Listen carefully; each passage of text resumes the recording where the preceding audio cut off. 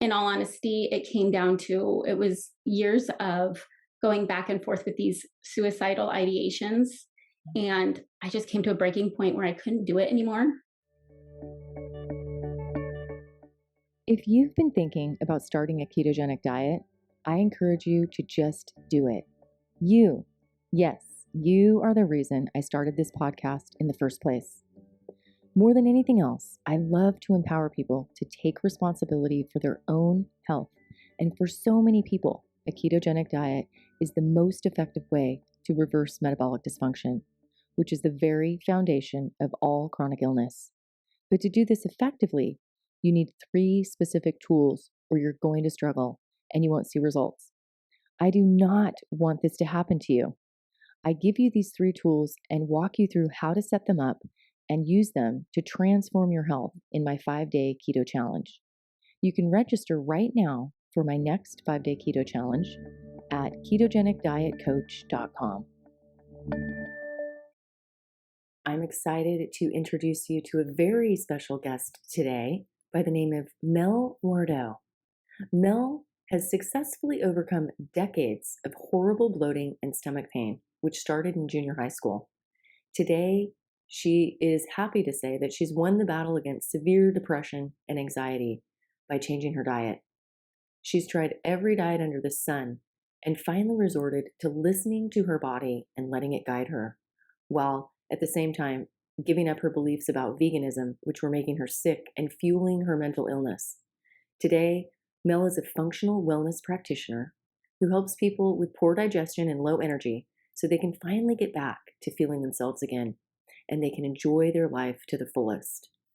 You can find Mel at Mel Wardhaugh Functional Wellness, www.melwardhaugh.com. I will also put links to where you can find Mel in the show notes. So Mel, welcome to today's show. And maybe you could just start by telling us your story about how you got where you are today and where it all began. Thank you for having me on. I appreciate it. So I definitely started having issues, I want to say around the young puberty age, 11, 12 years old, where it was very noticeable that I was having stomach aches at school. And I kind of wanted to leave the classroom to go to the nurse's office more often. I had seen the doctor just a few times at a young age, around that age, with no resolution by any means. As the teenage years went on, I definitely noticed a difference in my physique with other girls, where I was not overweight by any means. You know, I was very small, petite, but I definitely had this belly that was just distended all the time, which led me to eating disorders. You know, down the road with my teenage years, you know, you're just very self-conscious. I'd always grown up working out with my dad, going on jogs and working out in the gym with him. And so that was always a passion of mine from about the same age, about 12 years old. And so, you know, it just didn't make sense why, you know, around the teenage years, I mean, there's body issues at those ages anyways. But I would hear comments every once in a while from, you know, friends' older sisters, like, what's wrong with Mel? You know, like, why does she look like she's a little bit pregnant? That's kind of strange. I didn't understand that. I didn't know what bloating meant then. I had no idea.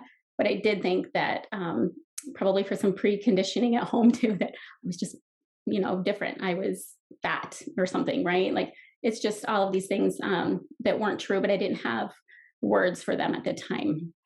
So I would diet harder, I would exercise harder. You know, eventually that led to, you know, extreme exhaustion as I grew up. But so yeah, at 18 years old, I kind of continued to pursue looking for answers from a doctor, where I would just get the same answers. You need to eat more fiber and all of this. You know, I was doing the bodybuilding diet. I worked at a gym at 18 years old. So falling in the bodybuilding world for a while, got into the bodybuilding diet where I saw some relief. That ended up, you know, it was tolerable. But after I had my second daughter, or my second child, my daughter, we lived in a nice place. We lived in Hawaii. I had been still doing all of these diets. I've done GAPS, I've done SCD, I've done Whole30, I've done all of these things. And I come across this book on, you know, being vegan. And I was like, oh, this is the answer. I just need more enzymes. Oh, let me tell you, that was like, whew, through the roof. Totally the wrong diet for me. It made everything just so much worse. So I continued back to the doctor route, and did x-rays and CT scans. Nothing was ever found. And so it was just kind of like, I felt like something was wrong with me. Like, here I am eating all these healthy foods. I'm sprouting my own nuts and seeds. I'm eating organic, all of these things. And that time, my mental health definitely went down the drain. Not only did I not feel good, I wasn't nourishing my body the way it needed. And I had so much more going on inside my gut. I live in the Pacific Northwest and in Washington. So when we moved back, it became a little easier to add meat back into my diet. And it came to, like, I think I was on my fourth round of Whole30, journaling all my foods. And I just started noticing, I'm like, man, nuts and seeds bother me. Man, salads bother me. And it just came down to where I was like, go to my naturopath. And I'm like, I'm starting to figure this out. I think that it's when I eat meat that I don't notice the stomach issues are as bad. And so, she did a little bit of testing. There wasn't much she could do for me.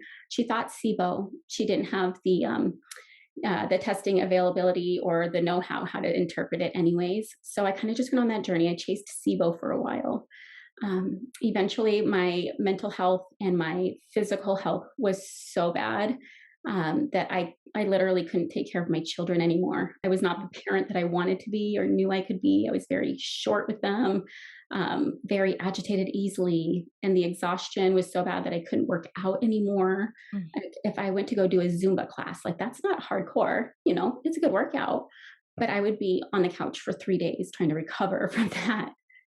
So I had to give up the things I loved. I wasn't the mom I wanted to be anymore. At the time I had 3 kids. So, it was like, take the kids to school, take my oldest to school, come back and, nap until one of my toddlers needed me for a second and then go back to bed. And it just wasn't, the mom that I wanted to be, and everything I loved was kind of taken away from me. Wow. Yeah. Yeah. So in my journey, I realized I'm not getting the answers I want. I felt so broken mentally, physically, that, in all honesty, it came down to, it was years of going back and forth with these suicidal ideations. And I just came to a breaking point where I couldn't do it anymore. And this is a little bit like, I don't mean to be a little bit like sad or, anything, but, No, it's fine. It's totally welcome here in this space. yeah, it's, it's important to talk about, I think, too, because I know that I'm not going to be alone in this. There are other people, right? So it came to the point to where I really thought I was broken. I really thought that it was me. I can't fix me. The doctors can't fix me. Something's wrong. And so my husband and I have always had this ongoing joke that, like, if one of us died, we're not remarrying, right? Like, you're going to put me in an urn and you're going to be on the bedside. You're not remarrying. That's it. One and done. So it came down to it. That was like a joke. But when it came down to it, I was at such a low point. I'm like, I'm ruining your guys' life. Like, I want you to know that, like, I want you to remarry. And, he was, I was dancing around getting the right words out, but he was also like, like, do you need a vacation? Like, what's wrong? Right. And I'm like, I can't do this anymore. I mean, like, I feel like I'm just ruining your guys' life. I'm not the wife that I want to be or used to be. And I'm angry all the time. And I don't know why, Mm. And then, so I was kind of throwing it out there, like, I'm sorry, but I have to leave, like, kind of thing. And he was like, nope, you're not doing that. Absolutely not. We're figuring this out. You're talking to your doctor, which that was something that I never could do, because it was like the shame, like, I have everything I need. I've got a great husband. I've got children that I feel very blessed to have. We've got a roof over our head. We're not in any, like, huge financial burdens so no extra, like, stress that's coming from the outside world. It was all internal. So with his blessing, he was like, you're figuring this out. So I went to go through the FDN course. It happened to be literally just a few weeks after this whole meltdown and breakdown, where I got to learn the labs that I was looking for, what I was needing, what was really going on inside my gut that was causing this extra stress on my, internal systems, my digestive system, my mental health, my energy. And so I got to do that. I got to literally rebuild my body from the inside out, using all natural protocols and whatnot. Like I was already eating healthy food. So there was more going on, right? That food and exercise couldn't fix. So yeah, so that's, the gist of my story for the most Yeah, part. Yeah. that's really beautiful that you shared that so vulnerably, and your truth is that you were really really struggling, and it just goes to show us again and again that the gut and the brain are intimately connected. And if you have inflammation in your gut, you have an inflamed brain as well. And this can really lead so many people to feeling despair and feeling this, depression. And maybe, I don't know if you had experienced anxiety or, just mood. Um, mood changes and challenges with that. It's so profound, and especially when we have children and we are sort of already coming from a place of being in a deficit nutritionally. If we've had, I've had 4 kids, so I feel like I've been sort of trying to replete my body ever since then, because it takes so much out of us to grow a baby, and let alone 3. So you're really dealing with women especially this phenomenon where we are depleted, and then we think we're doing all the right things because this is what the outside world is reflecting back, that if this isn't working and that's not working, then again, veganism, which is the antithesis of really what the brain and nervous system need to repair themselves, right? So and the gut as well, we can't repair the gut with plants. Yeah, yeah, absolutely. Well, one thing I definitely discovered is one thing that one of the steps I like to work with clients is making sure that we're dialing in that diet.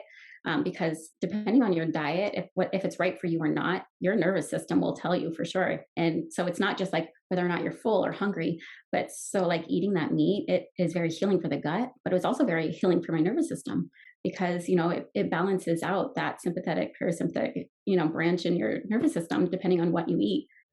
Quick break from the programming to let you know that nothing makes me happier than empowering people to make informed decisions about their health based on the hard scientific facts. The ketogenic diet has stood the test of time, and the scientific literature shows us that this can be a powerful healing strategy. Don't let another day slip by when you could be doing something proactively to change your health.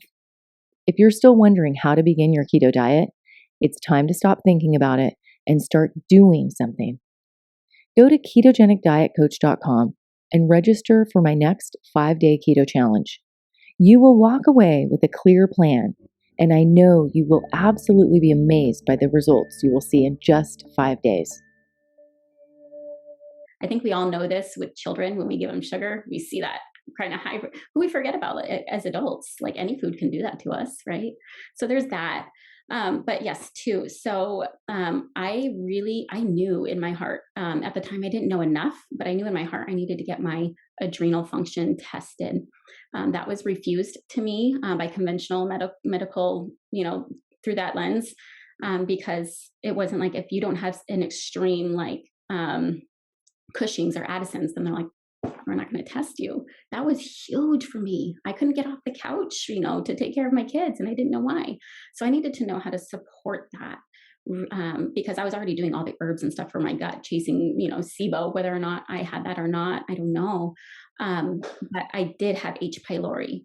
So H. pylori, and I had some other dysbiotic bacteria going on. But think about it, H. pylori, right? If you have an overgrowth of that, most of us do have it, but if we have an overgrowth and we're showing these symptoms, of course, we're going to have the pain and the bloating that these organisms cause. But they also, in order to survive, right, they need to lower your stomach acid. So if I'm not breaking down the proteins I'm eating properly, then other bacteria are feeding off of it, right? I'm also not getting the nutrition from it because I'm not breaking it down. So there goes your neurotransmitters, right? No wonder why I was depressed and, anxiety and all of these panic attacks and stuff. And then, when your stomach acid is lowered, then, here's like a way for other pathogens to come in and set up shop and just proliferate, which is what happened at some point, probably at that, 11 years old is when it started. And that's something that could have been tested then, but was never So pathogens was something that I always asked to be tested too, but I wasn't a traveler like outside the country. So they're like, no, you don't need that. Right. This could have been all avoided a long time ago. Although I personally am not against antibiotics, but I'm not going to just take them all the time. So, I mean, I am more of like the natural route kind of gal. So Mhm. whether or not, I don't know, I think the timing is still like I needed to hear all of this information, get it when I needed it. But I also had leaky gut, right? So most of us do. We just don't know it. So all of a sudden, when your gut is leaky, that epithelial layer is opening up, letting stuff into the bloodstream that doesn't belong. So your foods, now there's food sensitivities. Hello, I was sensitive to everything but meat for a very long time. I'm proud to say that I've gotten over that and I can have a more varied diet. I'm so grateful for that. But and then there's more pathogens that are able to get into your lymph system, other organs in your body, causing autoimmune issues, whatever it may be. It's just this whole metabolic chaos that really starts to happen and really is a huge root cause of so much mental illness, autoimmunity, fatigue. If your body is constantly fighting these pathogens, then of course you're going to be fatigued. Your body is like having a hard time. Like, when you feel sick with a virus, a flu, you're down and out. But if you just have this under like low lying chronic infection all the time, you can't just rest it off for the rest of your life. You still have life. But eventually your body says, no, I can't do it anymore, you know? Right. That's Yeah. exactly what happens. We have a leaky gut. You have pathogen or undigested food particles and proteins leaking out into the bloodstream, and they're not supposed to be there. So your immune system's just always on hyperdrive or overdrive and trying to get rid of all these foreign particles. And it can't possibly do that. It can't, every bite you eat is like a river of toxins going into your bloodstream. So at some point, those toxins accumulate in organs and joints and in the brain and the nervous system and other lymph glands and things like that, which are Mhm. designed to be the filters of toxins in our body, right? Our liver. So typically the thyroid is another one that it shows up in, especially women, more so than men have, thyroid autoimmune dysfunction because those toxins accumulate there. And then eventually the body turns against itself and tries to get rid of the organ that is storing these toxins, right? Mhm. And so that's when we have a full blown autoimmune um, disease that, is symptomatic at that point. But by then it's been going on for so long. Like I think, you know, it's, it's lucky that you had this stomach upset at first, as a young child, because it took you that long to figure out what was wrong. Mhm. Right. And some people don't have that much time. We're, in a place where many of us don't have enough time to go do the research and do the trial and error and see what's working. Mhm. And that's why it's so beautiful that you are here sharing your story and that we are here together to offer digestive support. I think that one of the main things that I just got back from a conference in San Diego. Yeah, just a gathering of all of the low carbohydrate doctors and practitioners that gathered to discuss what is actually going on with exceeding amounts of carbohydrate in the diet and how that leads to so many different things that Mhm. they're all named something different, but they all are the same thing. On the fundamental metabolic level, it is caused by most chronic illness is caused somehow by metabolic dysfunction, and in Mhm. particular, um, insulin resistance is at the core of this. So this begins in the gut with our, you can't really separate out the metabolism and the digestion. They're sort of one and the same. So if your metabolism's messed up, you can rest assured you probably have digestive issues too, even if you don't feel in pain, if you don't feel the bloating. A lot of people don't. They might just have a sudden this or that. It could be extreme. You could see blood in the toilet. You could have, severe pain after eating, things like that, that are often caused by the very thing that many doctors say you need more of, such as fiber and such as more plants and more vegetables and more fruits. This is counterintuitive. This is not something that we're learning by going and asking our doctor or even reading the media or scrolling through Facebook. None of this is going to get to the root cause unless you find the right practitioner that actually knows how to deal with this in the right way. So often, what we see as a panic attack is actually just hypoglycemia in so Mhm. many people. And this can be so easily treated just by getting the blood sugar into balance, just by not eating so many carbs, stopping those spikes and drops in the blood sugar, just getting that blood sugar balanced out. And so you experienced that. Finally, you were able to rebalance your gut, your blood sugar, and really cut out many of the foods that you'd been eating with the Whole30 and the even the specific carbohydrate diet that is very specific to low carbohydrate living. However, that wasn't enough. And even GAPS can also not address this if people are that susceptible to the fiber and the damage that fiber can cause in many people with a leaky gut. So maybe you could just tell us a little bit more about that. I'd love to hear. So you were having like a lot of bloating, so gas, Mhm. a lot of pain in your gut, and did you have diarrhea? Were you constipated? Was there a typical explanation for what was going on with your digestion in that way? Yeah, yeah, constipation was for sure. Mhm.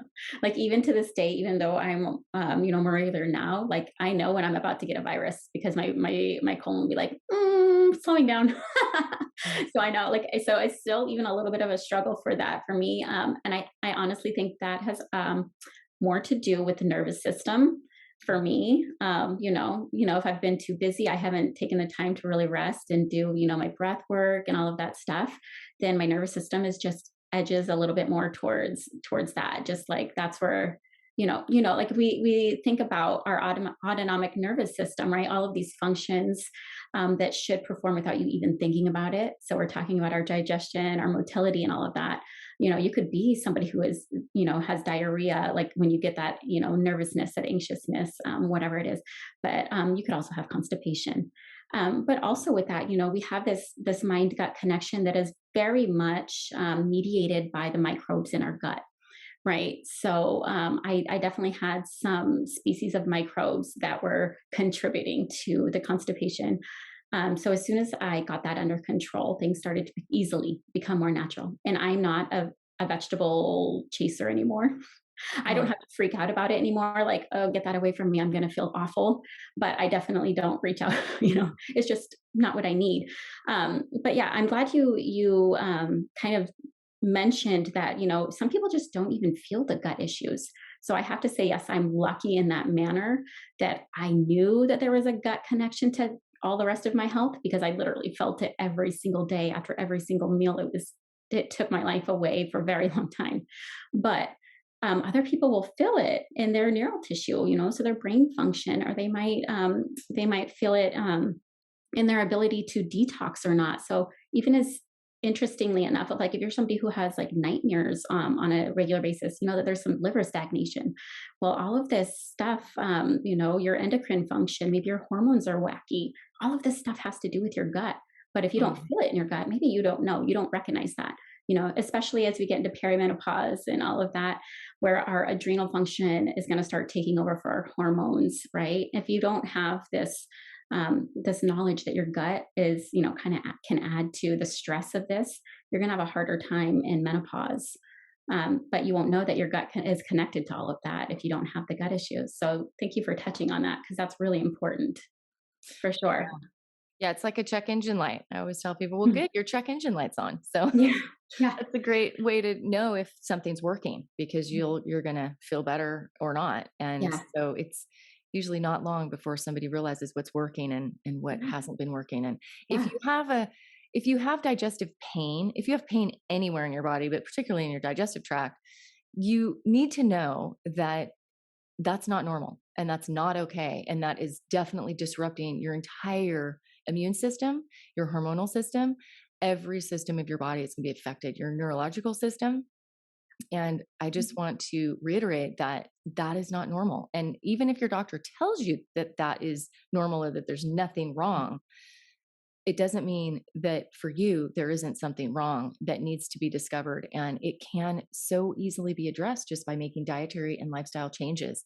So, Mhm. dealing with the stress, oftentimes it's not just caused by one certain food that you're eating. So it's a bigger picture than that. And so we really have to look at the mental and emotional stress, any traumas, past traumas, things like that, that are living in the physical body, in the energy body, I would say, and affecting your brain and nervous system and your gut.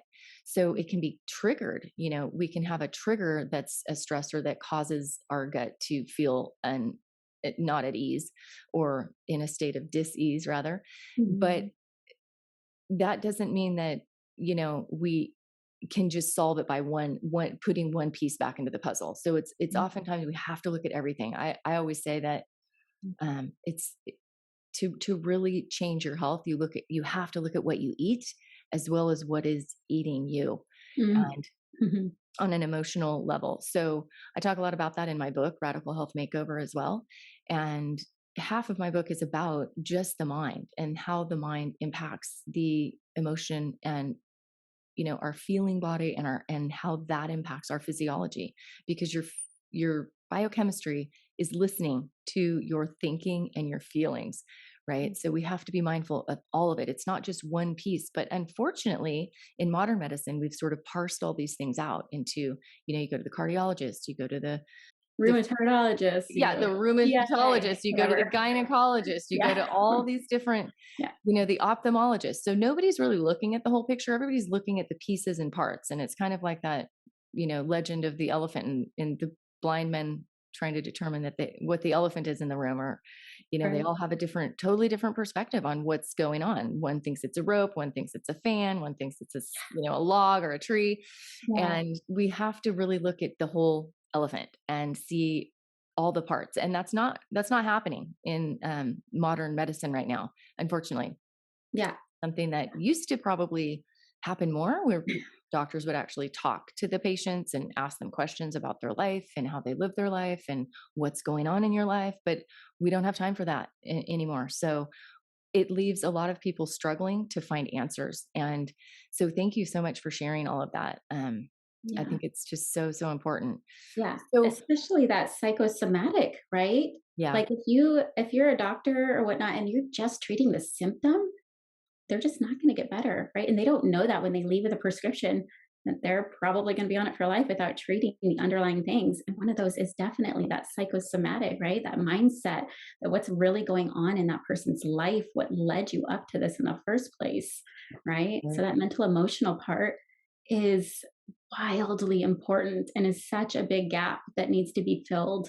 People need to have that language of even like knowing like what they're feeling in their body, Yeah. because right, like let's just like maybe a little bit off subject a little bit, but it's like when you think about like addictions or whatnot, or like somebody trying to get healthy, they're doing a healthy diet, got a good exercise program, but all of a sudden these emotions, you're freeing stuff up in your bodies, things start flowing, you start going through, like when I do the whole gut detoxing the liver, things start flowing, emotions start pouring out, and then I'll start getting calls and texts and emails. I don't know why I'm so angry today. I'm going to bite somebody's head off. Or like things are going. Let it flow. Like don't stop it. Don't go. I mean, if you want to, go ahead, go eat the cookie, but you realize that how you feel after that, because it's going to stop that emotion. It just works. But so let it flow. Be okay with that, and then give your client or your patient tools to be able to calm their nervous system down, realize, you are okay. You're going to get through this. This is just an emotion. It's energy in motion, right? So Right. that is an important part for sure. Absolutely. Yeah. It Yeah. is so important to just let things flow and feel them, and not try to mask it or deflect it or cover it up with a glass of wine, or, a smoke a joint, or whatever the go-to thing is. Addiction is a real thing. And if you aren't willing to look at your emotional state and really be with it, and if there is any sort of addictive tendencies, it's going to be really, really hard to make a sustained lifestyle change. I would say diet is secondary. The first layer of the onion has got to be to look at the addictive habits, the addictions and habits, I should say, because that's going to keep you stuck. It's just going to keep you in a loop forever if Hmm. you are reliant on a mask or a lid on your emotional state and your feelings, that's being, undermined by your potential use of alcohol or drugs or even food or caffeine or shopping or it doesn't have to be alcohol or drugs. It can be so many things that we can be addicted to. It Yeah. can be any sort of external stimuli that we can become addicted to. Mm. It doesn't always have to be good. We can become addicted to our own thoughts of worry and things that stress us out, and that's called That's a big one. depression and anxiety. When you can't stop a looping thought and it just makes you crazy. We've probably all witnessed what happens when somebody that we know goes through that, or we've seen patients or clients that have gone through that, and you literally can't get out of it until you get out of it. Hmm. And the way to get out of it is to go in, all the way in, deep, deep in. Hmm. This Hmm. is what plant medicines were used for years ago in the, shamanic traditions with, traditional healers, was to use ayahuasca or to use, psilocybin to really force the person to go in and look at their shadows. Hmm. But we don't use that either today. And in Hmm. fact, it's not even really talked about. So it's Hmm. it's becoming more and more talked about, which is exciting. I do think that that's a great avenue to explore, for the medical profession and for other people that are looking for answers. It can be a great way to really unwind some long-term emotional traumas that we hold in our body, that are associated with the gut. So I just did a podcast with another woman, about that, and she talked about using, plant medicines and psychedelics actually to heal the gut for that reason, because we hold so much emotion in the gut. And so it is becoming, I wouldn't say popular, but it's seeping out into the more of the mainstream. So that Yeah. is kind of exciting. But there's also just meditation and, a lot of things you can do to really activate your vagus nerve and really cultivate relaxation in your daily living. And so those are some of the, I would say life rituals. These are Yeah. the lifestyle practices, daily rhythms and rituals and practices that are the foundation that have to be laid so that we can lean into those practices that we develop to be able to get through the hard times. And of course, food is part of that. So, Yeah. so with you, you were having a lot of pain, and you went and you were taking some herbs to sort of balance out the microbes and get rid of some of the bad guys in your gut. But again, when we feed ourselves a lot of carbohydrates, the pathogenic bacteria love sugar, right? Cancer loves sugar. Hmm. The pathogens in your gut love sugar. Viruses, bacteria, parasites, they all love carbohydrates and sugar.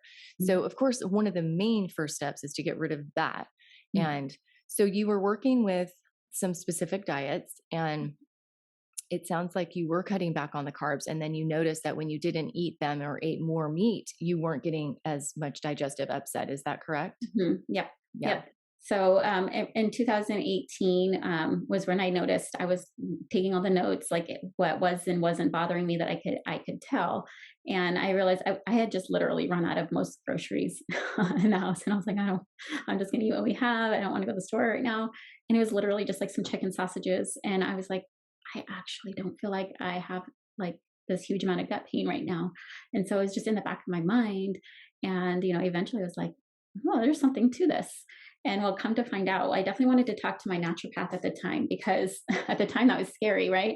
I had always been, in health circles, like, don't eat too much meat. It's cancerous, even if it was grass fed and like, all of this. So I was always in the back, come to find out, oh my gosh, yeah, right. That was a huge, like, I was probably, 80% better just going carnivore. And thank goodness for the carnivore group, this community of people. I didn't know this was a thing until I'm Yeah. like Googling, like, you know, What is And this so even called? yeah, I'm like, Yeah. well, I was Googling myself, like, just like, how long can I eat just meat, without, going through like some deficiencies in my mind because they had gone through the vegan thing and I thought I knew nutrition at the time. I was like, what am I going to be missing? Like, well, like what health wise is going to be like detrimental to me?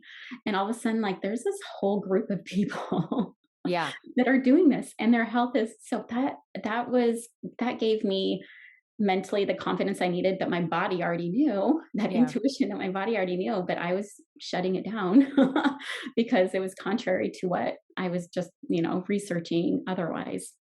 So my body already knew it. I just had to listen and I did. And I probably felt like 80% better. My mental health was definitely better. But I did notice that on a very cyclical kind of, it was probably more like my cycle. When my estrogen would drop just before my cycle would start, I would go back into this just huge like suicidal depression. And it took a few months to figure that out. But I was doing carnivore and I was really trying to stick to it.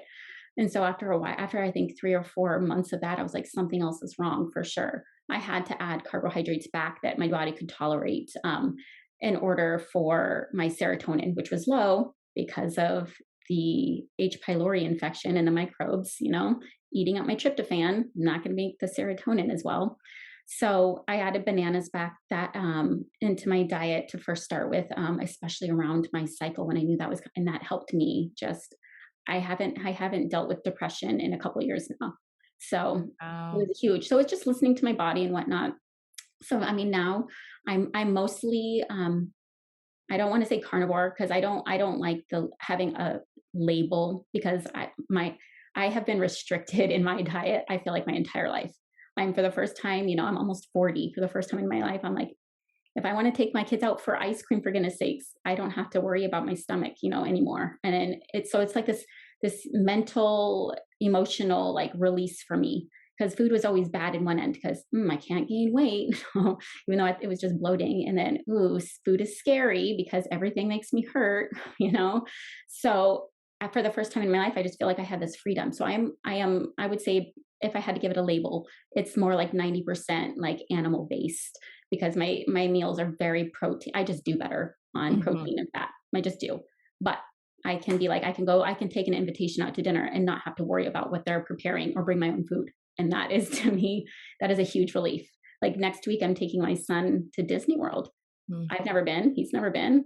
I am not gonna. I know I'm not gonna find the best food there. I'm not gonna worry about it though. I'm gonna do my best, but I'm not gonna. It feels like true freedom for the first time ever. So I'm super Mm. grateful for it.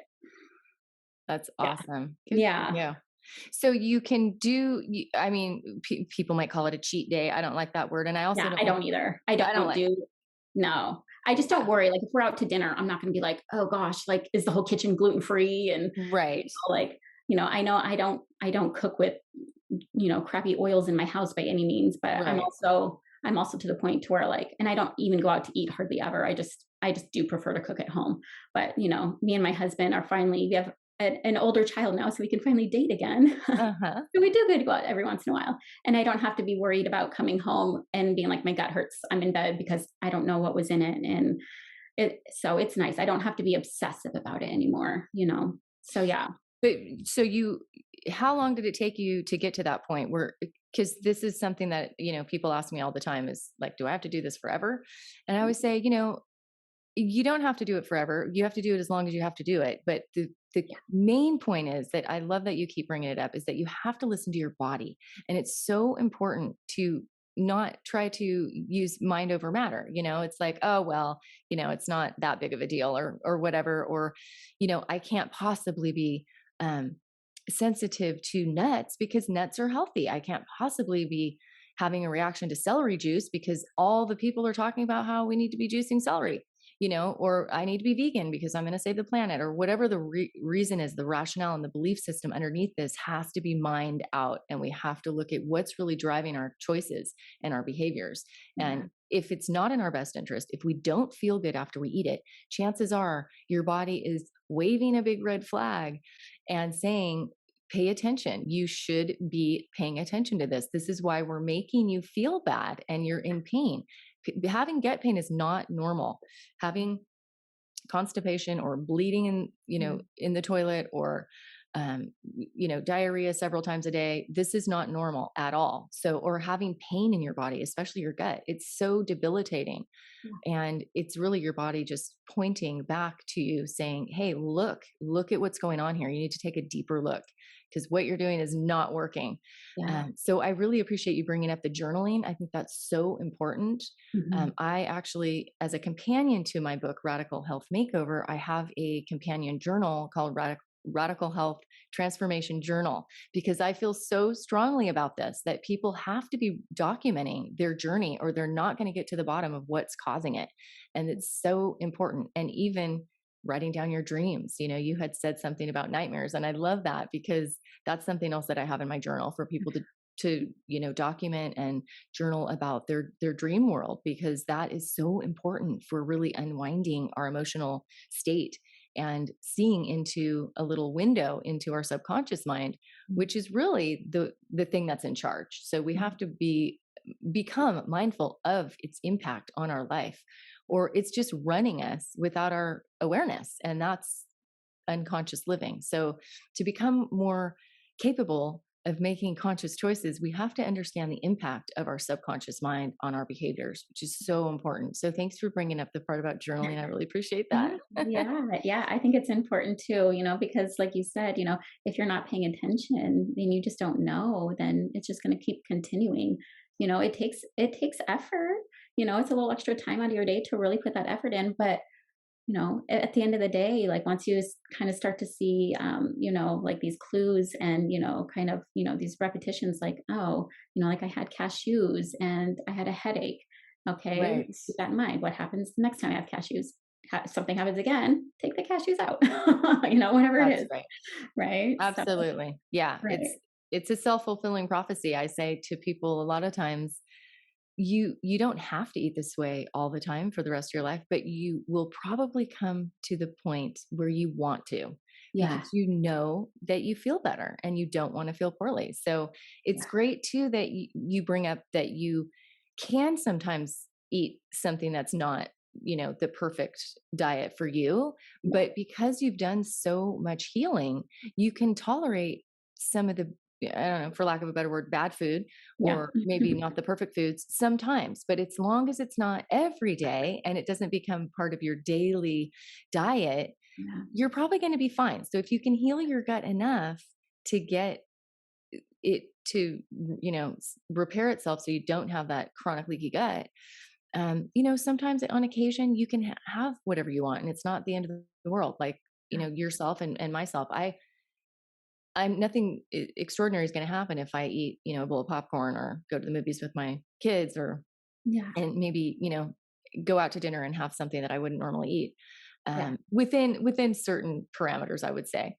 I'm not going to eat something deep fried. That would be a disaster, but, something that's, Yeah. a plant type food, or maybe mashed potatoes or something like that. Right. I can have that on occasion. It's not a big deal. I'm not even probably going to notice it at all, except I might have a little puffiness under my eyes the next day, or just feel a little out of whack and And if you think about it, we want there tired. to be a little bit more flexible too, like not so just like this is all I can eat. For God's sake, what if there was an emergency for days on end and you had to be away from your perfect diet, like yeah, you can fast if you're healthy enough or whatever too, but at some point that's going to come to an end. Like what if somebody's like, here's a bag of apples? That's a healthy food.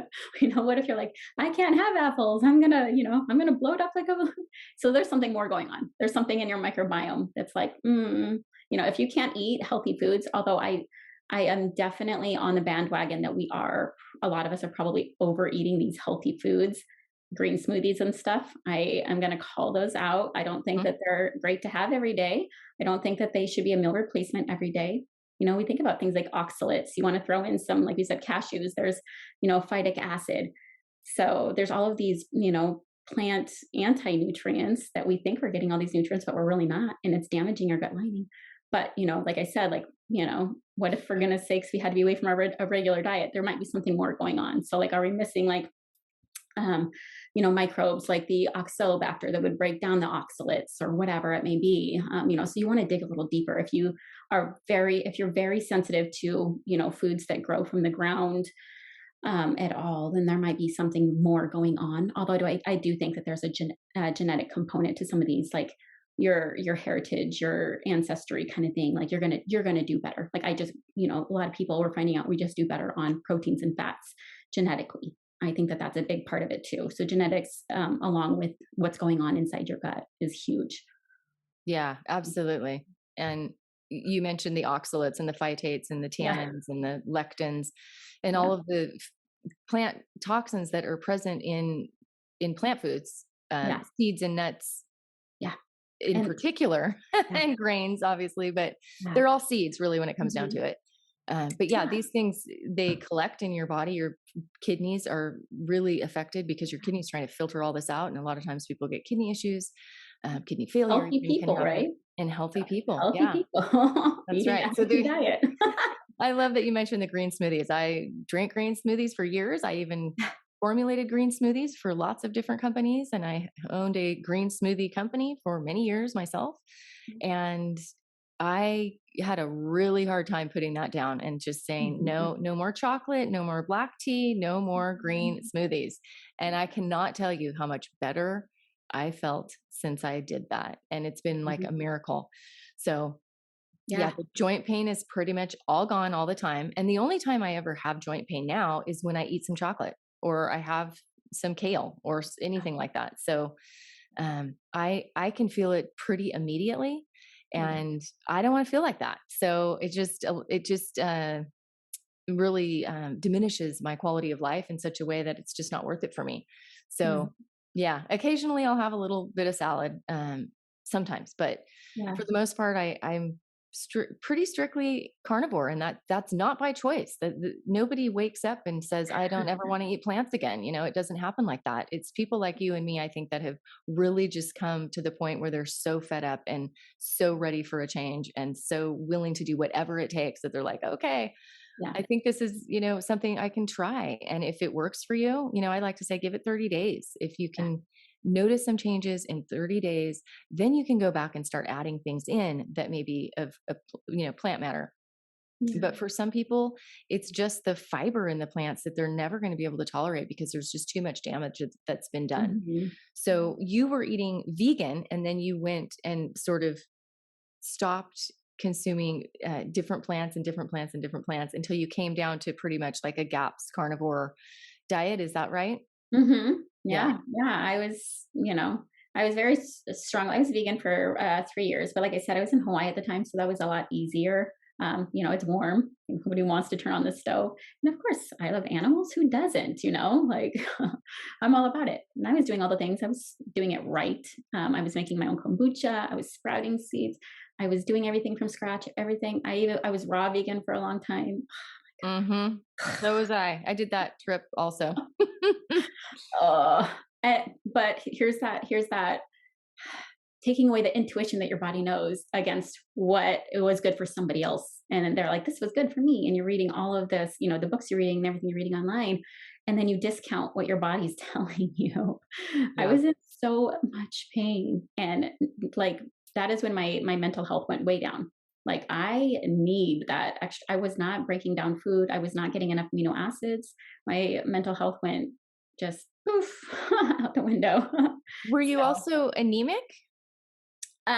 you know what? I was, but I was so when I had conceived my third baby before we moved back to Washington, and so I knew he was going to be a C-section. So we had to do the blood, all of the blood stuff, and I was, but my instead of adding more meat to my diet, I was like, I need more spinach.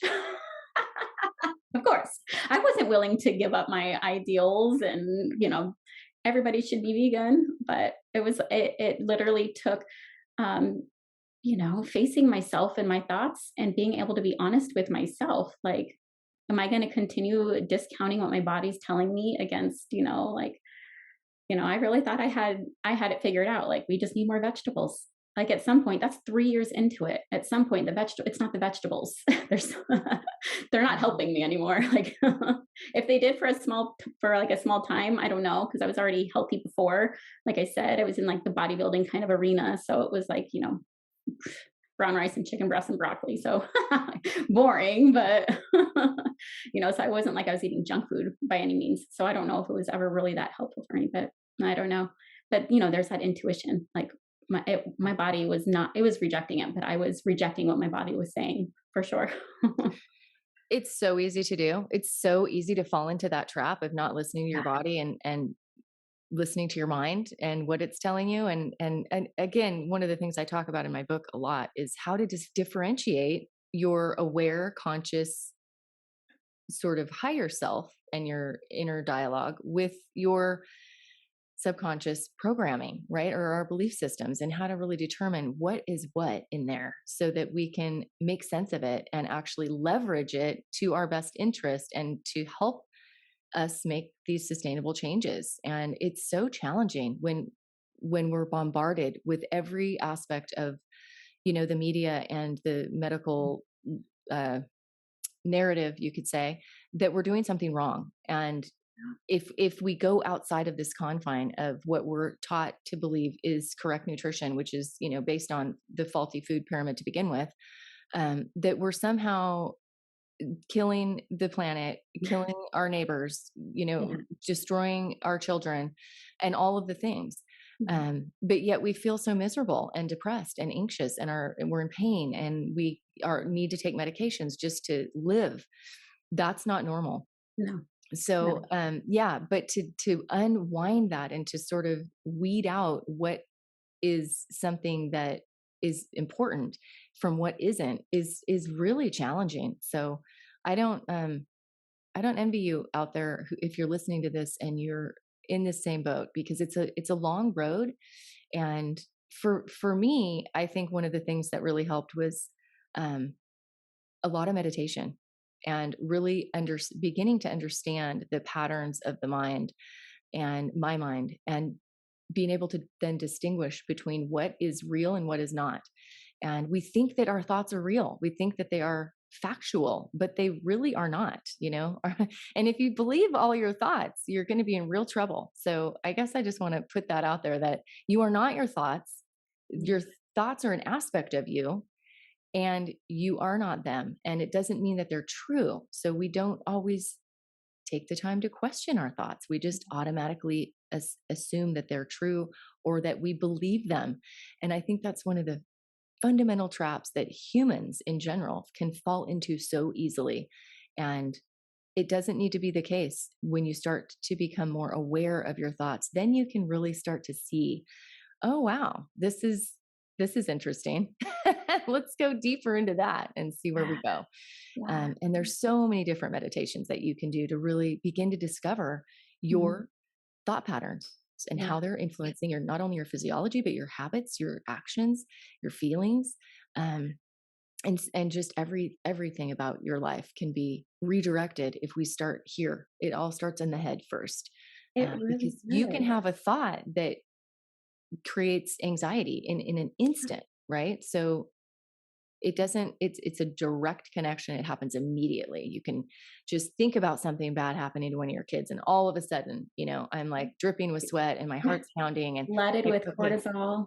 yeah, exactly. And then how often do we do that? Every single day. And Mhm. so really redirecting our thoughts Yeah. is fundamental for making a sustainable change in the diet, in the kitchen. It starts here. Yeah, So, and it starts with like awareness that that's even the case for you. Some people are not even aware that it's their thought creating the anxiety.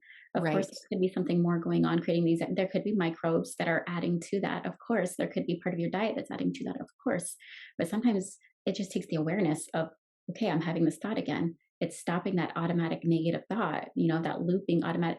As soon as you can gain that awareness, and as soon as you can use tools that okay, I'm noticing this thought, like you mentioned, it's literally, this is my 4-year-old told me this. Oh my goodness, it was adorable. He had gotten in trouble one time having a 4-year-old meltdown, as 4-year-olds do. And he, smacked me on the leg. He was so angry. So we had a talk, you can be angry, but you can't hit, you can't hurt people, right? So what do you think you should do? And he was like, didn't want to say it, didn't want to say it. And I was like, do you think you need to tell mommy sorry? My brain won't let me. Well, what do you think you need to do? I need to be the boss of my brain. Don't you love that? Where Yeah, where that's great. we That's need to be exactly right. we We need to we be the boss of our brain, yes, we right? do. Don't let it control you. But you have to have Mhm. that awareness first that it is controlling you maybe, right? Yes, yes, Yeah. so profound, so important. Thank you so much for bringing that up. Yeah, that's Yeah. great. I love it. And we can become the boss of our brain. We can become the boss of our metabolism. Yeah. That's what we're here to help people do is become the boss. So you can do it. Yeah. Did you Literally, notice? yeah. Did you notice with your fourth or your third pregnancy, you were vegan going into it, and Mhm. then you were also probably, um, I think maybe you said you were anemic, or maybe I don't know if that was the case, or if there was any recommendations that you change your diet, knowing that because you had done the blood tests, and Mhm. then did you notice any difference in your third child from the other two, from any? What a good question. So I do have 4. So my third one, yeah. So yep, he is my sickest baby. He's had allergies from literally, well, I don't know if his allergies or getting sick from 6 weeks old. He is my sickest child. The rest of them are fine. They have that normal, like they catch a cold and they're over in a day or 2, Mm, where he will be out for weeks, weeks. He has allergies all year long. Isn't that mm, interesting, it right? is. Interesting. Yeah. So this compromises the immune system on so Yeah. many levels. And when we have children, we can see the outcome of this. And typically, pregnant women need to eat extra protein, even more so than somebody who isn't, and women in general, because we bleed every month. We need extra protein. And we've been taught to fear protein. So I want to tell all the women out there that you do Yeah. not have to fear protein. There is no cap on protein. There is no established limit on the amount of protein that you can eat. And I believe that all pregnant women should be really mindful of how much protein they eat, because they're building a body and they're building a brain and an immune system. And you have to take care of that baby for the rest of its life. And it's a lot harder if they have autism, or if they have learning disabilities, or if they have dyslexia, or if they have a compromised immune system. You're the moms and dads that have to live with that, not your pediatrician and not your OBGYN. But the parent has to deal with that for the rest of the child's life. And it is very challenging to have a compromised child. So be sure to be extra conscious if you're Mhm. thinking about getting pregnant, or if you're in your childbearing years, because it's so important.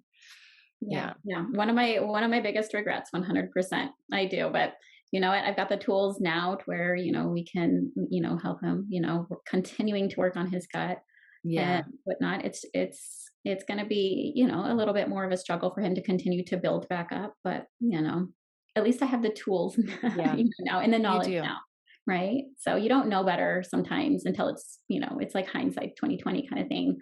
So, that's, why I do love to share with women, especially to not be afraid of meat, like you were saying, because men, it's generally a little different. They're all about like, hey, you think it's healthy to eat steak? Go for it. I'll take it, you know?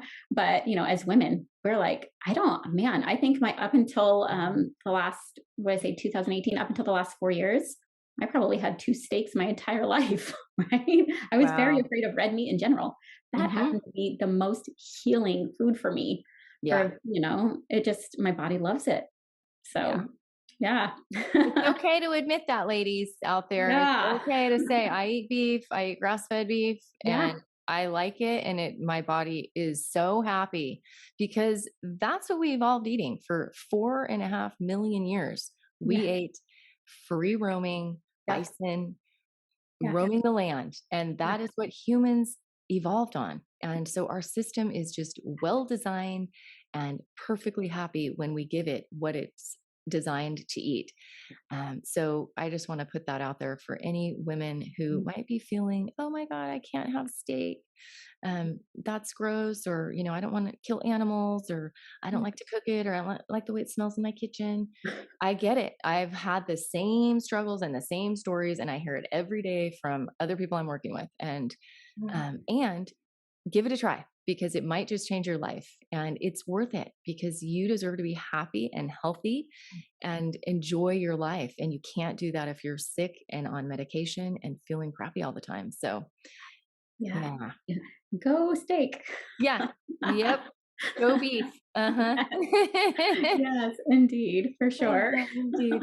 So you have, okay, so you went from veganism to kind of more or less a carnivore, and that's a pretty extreme switch. And I have to say, I did the same thing. I was vegetarian, vegan for many years before I went keto, and then eventually 15 years later went carnivore.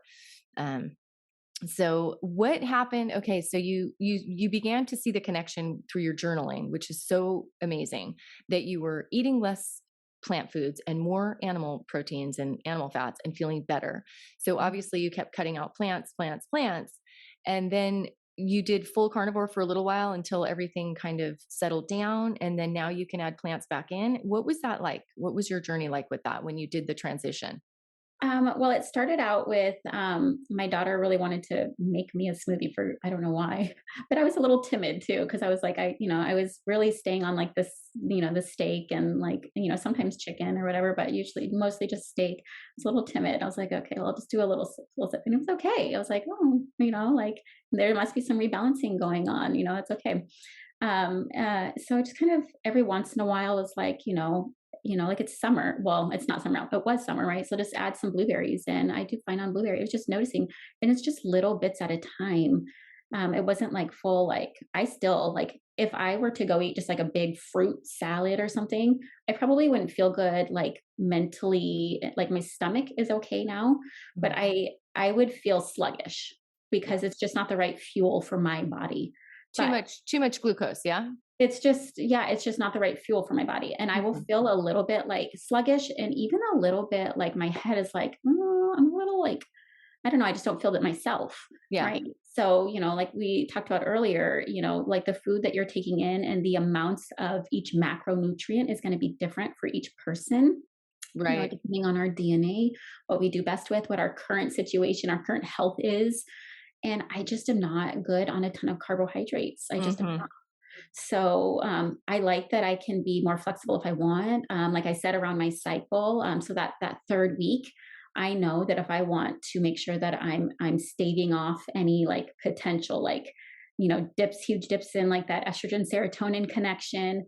That's when I add my fruit in. So the first half of my cycle, I'm very meat centric. Because I do better on it. I just feel best physically, mentally, all of that. But then I'll have a couple days that third week where I'm so in tune with my body. I know, like, heavier fat meat doesn't feel good. I want chicken breast. And so I'll make up some chicken breast and I'll probably have some fruit or something that day too. And then there'll be a few days where my carbohydrates are definitely higher, but my body needs it. And I don't Mhm. feel weird those days. I feel good. So, your hormones play a connection too, for sure, especially Yeah. if you're a cycling woman that third week. If you were to think about, we were made to have children, right? So our hormones are going to have cycles, and you're going to like, if I were to have gotten pregnant that second week, right, then biologically my body is going to probably want more carbohydrates to help sustain whatever all of those different processes going on. So then when that week 4 comes around, oh, you're not pregnant, all of those. I think that's why we have those cravings, those stronger cravings for more carbohydrate heavy foods. But usually as women, we're like, I'm on a diet. I'm not going to give in. Just make it a healthy choice. It doesn't have to be cookies and ice cream. Make it a healthy choice, right? Right. For me, I'm like, I do really well on bananas and blueberries and stuff. So the things that I do really well on, I'm going to have more of. Even potatoes. That's the week I will have potatoes with my dinner. Mm. It helps me in my fourth week. I don't have these huge cravings anymore where I'm like, I need Ben and Jerry's today. Mhm. So it helps stabilize my mood. It helps stabilize my energy, and I'm just listening to my body. Yeah, that's So beautiful. I love mhm. that. Were you ever prescribed um, antidepressants or other psychotropic medications? I was not. I kept all of that to myself for as long as I could for several years until I had that big like breakdown a few years ago. Gosh, was it 2018? A big breakdown with my husband.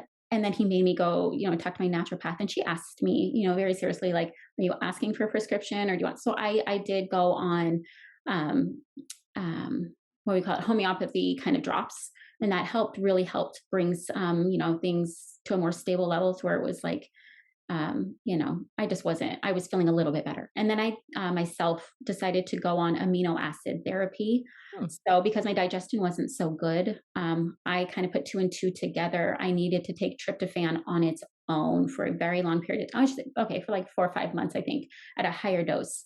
And all of a sudden, it's like my depression was just gone. Which you put two and two together, eating more meat, you're going to get more tryptophan. Fix your digestion, you're going to be absorbing the tryptophan.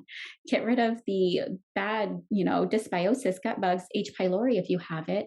All of a sudden, that tryptophan that you're eating is going towards making neurotransmitters instead of down a different pathway, the kynurenate pathway, which is taking care of the pathogens. It's trying to help, quell that instead of making your neurotransmitters, right? So it's really like a full circle kind of like approach. It's just looking at the whole body. It's getting, the whole big picture, this 30,000 foot view, what's missing in your life that your body needs, and then take away the things that it doesn't. Right. So it's finding, balance with everything, and Yeah. how can we achieve that? Well, that's really good to hear. I mean, I know that I work with a lot of people who are prescribed antidepressants, anti-anxiety medications, and once they go carnivore or get the plants out of their diet that are aggravating their nervous system, they can get off of all of those, and many of them have completely gotten off their medications in that Yeah. way. So it is possible to do that, and we don't always think of a mental health crisis as something that we need to focus on dietary intervention. And so it's so important to be Mhm. talking about this. I mean, there's people that are much talking about this much more, also like Dr. Georgia Ede. I don't know if you know her. She's pretty amazing, and there's a whole emerging industry of nutritional psychiatry, which is Yeah. really focusing Yeah. on the diet to heal a lot of mental illness. So it's very exciting. And we know that Natasha Campbell wrote a book called Gut and Psychology Syndrome, and her focus has always been on mental illness, schizophrenia, ADD, ADHD, autism, all of those things. And even seizures, as we know, can be resolved in many people just by changing their diet. And this has been known for decades in the medical It's huge. literature.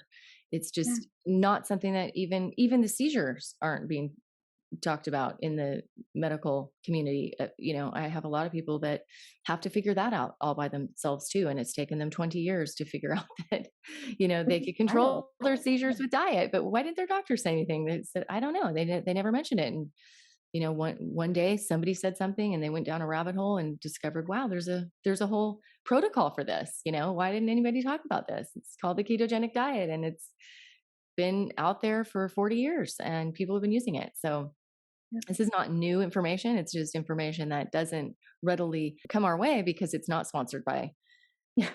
the pharmaceutical industry. So that's really what is the wake up call, is that what we're Yeah. seeing is what's being sponsored by the media, and that would be paid for by big pharma, which wants to keep us sick. So that's a whole nother podcast. We won't get into that anymore right now, but Yeah.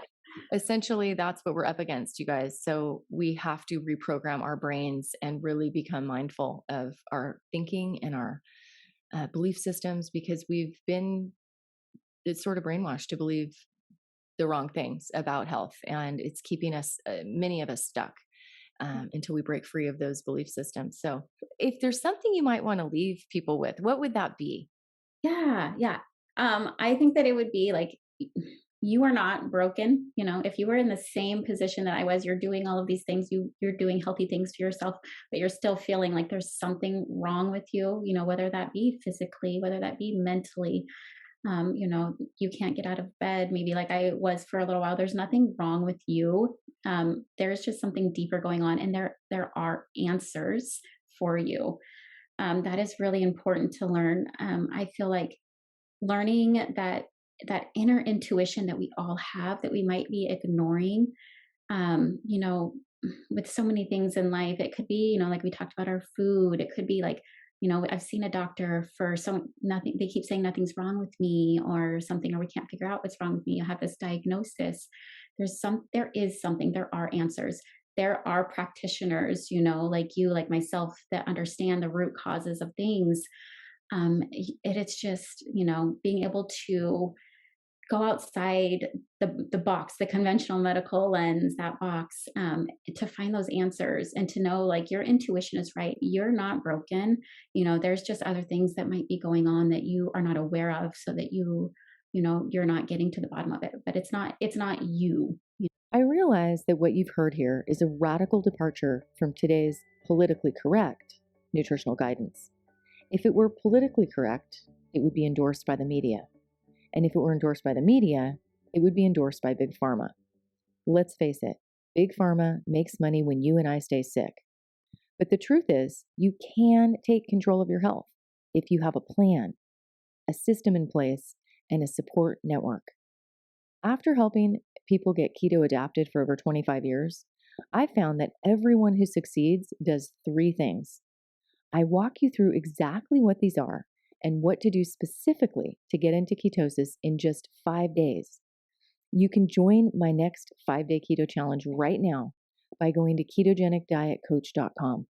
I look forward to seeing you on the inside of the challenge and helping you have wild success with your keto diet.